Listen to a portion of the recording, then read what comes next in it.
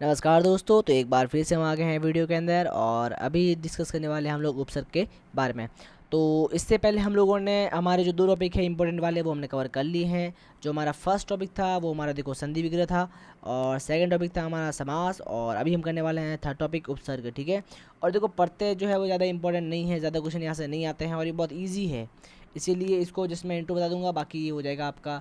फिर बात रही शब्द युग्म, पर्यायवाची शब्द और विलोम शब्द, ये तो देखो आपको बुक से करने पड़ेंगे या आप कोई भी मैराथन वीडियो जो यूट्यूब पे है वो देख लो, बिकॉज विलोम शब्द पर्यायवाची का कोई एंड नहीं है। इसमें आप जितने एग्जाम्पल करो उतने कम है, बिकॉज क्वेश्चन में एग्जामिनर क्वेश्चन में कौन सा विलोम शब्द या पर्यायवाची शब्द पूछ लेगा इसका हमको कोई आइडिया नहीं है। लेकिन अगर यहाँ से क्वेश्चन आया तो वो हमारा गलत नहीं होना चाहिए। ठीक है। इसीलिए हमको सबसे ज़्यादा फोकस करना है इन टॉपिक के ऊपर। ठीक है। और जहाँ तक बात रही पर्यायवाची और विलोम शब्द की, तो हमको पता है, हम बचपन से विलोम शब्द और पर्यायवाची पढ़ रहे हैं, तो हमको काफ़ी सारे पर्यायवाची याद भी हैं। ठीक है। और बाकी जो अगर आपको करना ही है तो आप किसी भी वीडियो से या फिर किसी भी बुक वगैरह से आप आराम से कर सकते हो। आपको टेलीग्राम या गूगल पे कोई भी पीडीएफ मिल जाएगी, उससे आप कर सकते हो। तो अभी हम पढ़ने वाले उपसर्ग के बारे में। देखो ज़्यादा कंटेंट नहीं है। देखो मैंने इस वीडियो के अंदर देखो संधि को कर लिया पहली, ये देखो एक स्लाइड, दो स्लाइड और तीन स्लाइड के अंदर, तो तीन पेज और तीन और चार पेज, यानी कि चार पेज के अंदर हो गई ये संधि पूरी। ठीक है। फिर हमने बात करी समास की, सॉरी ये चार पेज है क्या, अच्छा ये पेज रिपीट तो नहीं हुआ, हाँ ठीक है ठीक है ओके। फिर हमने समास जो किया है देखो एक पेज और दो पेज के अंदर समास भी खत्म कर दिया हमने। और अब हम करेंगे, खत्म करेंगे उपसर्ग। तो उपसर्ग भी हम दो पेज में करें, देखो एक एक पेज और ये दो पेज में उपसर्ग उपसर्ग भी हो जाएगा हमारा खत्म। ठीक है ना। चलो तो बात करते हैं उपसर्ग के बारे में। सबसे पहले उपसर्ग क्या होते हैं, तो ऐसे शब्द जो किसी शब्द के पूर्व में जुड़कर उस शब्द का अर्थ जो है वो परिवर्तित कर देते हैं, ऐसे शब्द को उपसर्ग कहते हैं। जैसे उप प्लस सर्ग तो क्या बन गया उपसर्ग, उन प्लस 40 तो क्या बन गया 39, 40 का मतलब क्या होता है 40, इसका मतलब क्या होता है 39, कम हो गया ना एक। ठीक है। अप प्लस शब्द क्या हो गया अपशब्द। तो यहाँ पे हमारे ये सारे के सारे क्या है उपसर्ग है, क्योंकि ये जो है ये सारे जो शब्द दिख रहे हैं ये इन सब के आगे जुड़कर इनका जो अर्थ है वो चेंज कर दे रहे हैं। जैसे देखो 40 अलग है 39 अलग है, शब्द अलग है, अपशब्द का मतलब अलग होता है। ठीक है। कृति का मतलब अलग होता है और संस्कृति का मतलब अलग होता है। यानी क्या किया, कृति का मतलब इसने चेंज कर दिया, किसने, सम ने किया। तो ये क्या हो गया उपसर्ग हमारा। ठीक है ना। अब पढ़ते हैं, देखो उपसर्ग होते हैं तीन प्रकार के। ठीक है। पहला होता है संस्कृत भाषा के उपसर्ग, दूसरा होता है हिंदी भाषा के उपसर्ग, और तीसरा होता है विदेशी भाषा के उपसर्ग। अगर बात करें हम संस्कृत भाषा के उपसर्ग के बारे में, तो यहाँ पे कुल 22 उपसर्ग होते हैं जिनको हम तत्सम शब्द भी कहते हैं। और हिंदी भाषा के उपसर्ग की बात करें तो यहाँ पे तद्भव शब्द इसको कहते हैं। अच्छा, तो सबसे ज़्यादा इंपॉर्टेंट कौन से, सबसे ज़्यादा इंपॉर्टेंट हमारे लिए है संस्कृत भाषा के, उसके बाद है हिंदी भाषा के, और उसके बाद है हमारे विदेशी भाषा के उपसर्ग। विदेशी में हम पढ़ेंगे फारसी, और देखो यहाँ पे है भाई कौन कौन सी भाषा है विदेशी में, ज़्यादा कुछ नहीं है, छोटा सी है। ठीक है। अरबी, फारसी और अंग्रेजी। ठीक है। चलिए स्टार्ट करते हैं अब। तो सबसे पहले संस्कृत के उपसर्ग चालू करते हैं। ठीक है। तो पहला उपसर्ग हमारा है अति। तो अगर अति प्लस कर्मण हो जाएगा तो क्या हो जाएगा अतिकर्मण। अति प्लस आचार क्या हो जाएगा अत्याचार। कैसे बनना, देखो यहाँ पे जो ई की मात्रा है ना, तो हमने पढ़ा है यण संधि पढ़ा था। ठीक है ना। तो यण संधि में क्या था, ये ई की मात्रा और ये अ जो है, तो अगर ई के बाद आ जाए तो ये क्या बन जाता है, ये बन जाता है य। क्या बन जाता है य। तो देखो यहाँ पे ये बन गया य, और त जो था वो तो आधा रह गया त। ठीक है ना। तो त आधा रह गया। ठीक है। और ये जो ई की मात्रा है वो क्या बन गया, ये बन गया। और पीछे आचार है तो देखो ये या चा र हो गया। ठीक है ना।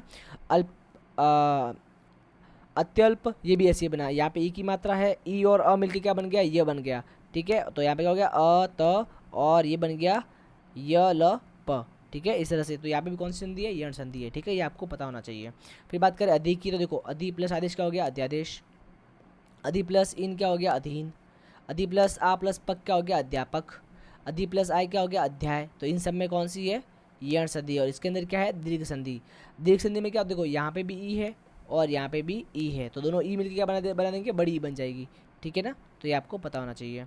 यहाँ पे अनु है, देखो तो तीसरा अपना उपसर्ग कौन सा है, अनु। ठीक है ना। अति, अधि और अनु। अनु लग्न, अनुसार, अनुशासन, अनवय और अनविति। ठीक है। फिर बात करते हैं अप उपसर्ग की, देखो अप प्लस शब्द क्या हो गया अपशब्द, फिर और क्या हो गया अपमान। अन की बात करें, देखो यहाँ पे क्या हो गया अनुप्रबंध, अनुपजाऊ, अनुदित और अनुसर। ठीक है। फिर बात करें अभी की, देखो यहाँ पे क्या हो गया अभी प्लस अर्थ क्या हो गया अभ्यर्थी। यहाँ पे भी यण संधि लग रही है, वही ई की मात्रा जो है वो ये बन गया। ठीक है। ध्यान रखना। यहाँ पे भी सेम है अभियान। ठीक है। अभी उदय, अभी अभ्युदय। ठीक है। अभी प्लस अंतर क्या हो गया अभ्यंतर, देखो यहाँ पे भी ई की मात्रा क्या बन गई आपकी ये बन गई, तो यहाँ पे यण संधि है। ठीक है ना। अभी प्लस शेख क्या हो जाएगा अभिषेक। ठीक है। फिर आप बात करते हैं हम लोग अब की। अब देखो अव, तो अव का मतलब क्या होता है बुरा। तो यहाँ पे कौन सा शब्द बन, देखो अव प्लस गुण क्या बन गया अवगुण। फिर यहाँ पे क्या बन गया अवतार। अव प्लस हिलना क्या बन गया अवहेलना, अवमानना और अवसर, ठीक है। फिर बात करें आ की, तो देखो यहाँ पे क्या है, आ से बन गया आ प्लस शक्ति क्या हो गया आशक्ति, आ प्लस जानू क्या हो गया आजानू, इस तरह से आजन्म और आमरण, ठीक है। फिर बात करें उद की, तो यहाँ पे कौन सा देखो उज्ज्वल। देखो यहाँ पे पता क्या होता है, यहाँ पे होती है व्यंजन संधि। व्यंजन संधि में क्या होता है, अगर आधे द के बाद कोई भी जो शब्द है, अगर यहाँ पे जो द है उद है, अगर आप उद को किसी के साथ जॉइंट करोगे तो यहाँ पे पता है क्या होगा, जो द होगा ना आधा द, वो हो जाएगा इसके जैसा जैसे अगर यहाँ पे ज है तो ये द क्या हो जाएगा ज में बदल जाएगा। यहाँ पे अगर च है तो ये क्या बन जाएगा च में बन जाएगा। अगर यहाँ पे त है तो ये जो द है वो क्या बन जाएगा त बन जाएगा। जैसे देखो यहाँ पे ये बन गया ज, ठीक है आधा ज। यहाँ पे ये क्या बन गया च बन गया, क्योंकि इसके आगे क्या है च है। यहाँ पे ये क्या बन गया द क्या बन गया यहाँ पे त, क्योंकि यहाँ पे क्या त है, तो क्या हो गया उत्तर। यहाँ पे क्या हो गया उत्पल, ठीक है। यहाँ पे क्या बन गया उद्भव, ठीक है। तो देखो यहाँ पे क्या है भाई कि अगर द के बाद में क ख त थ प फ ब प फ स हो, तो द है वो क्या बन जाता है त बन जाता है। ये लगता है इसके अंदर, ठीक है उत्पल। तो यहाँ पे उत्पल बना ना, आप सोचोगे ऊपर बन जाना चाहिए, लेकिन ऊपर नहीं बनता है, यहाँ पे क्या बनता है उत्पल बनता है। क्यों, क्योंकि अगर द के बाद में क ख त थ प फ स हो तो वो द क्या हो जाता है त में बदल जाता है, ठीक है ना। फिर बात करें उप की, तो देखो उप से क्या बना उपनाम, उपसर्ग और उप प्रधानमंत्री। फिर निर से क्या बना, देखो निर से बना है निर्गुण, निर्जन और निर्धन। निस से क्या बना, निस से बना है निश्चल, निश्चल और निष्पाप, निष्ठुर और निस्साहस और निस्साध्य। ये सारे देखो यहाँ पे जो संधि देखो उपसर्ग पढ़ने का फ़ायदा ये है कि यहाँ पे आपकी जो संधि की है वो प्रैक्टिस हो जाती है ना, कि यहाँ पे कौन सी संधि लग रही है, आप अपनी प्रैक्टिस कर सकते हो ना कि भाई यहाँ पे कौन सी संधि लग रही है, ठीक है ना। तो आप आराम से यहाँ पे ट्राई कर सकते हो, ठीक है, अपनी संधि कौन सी लग रही है, और यहाँ पे संधि की प्रैक्टिस आपकी आराम से हो जाती है इसके अंदर, ठीक है। फिर बात करें नी की। अब देखो नी प्लस आज क्या होता है न्यास, यहाँ पे क्या हो जाएगा न्याय न्याय, ठीक है।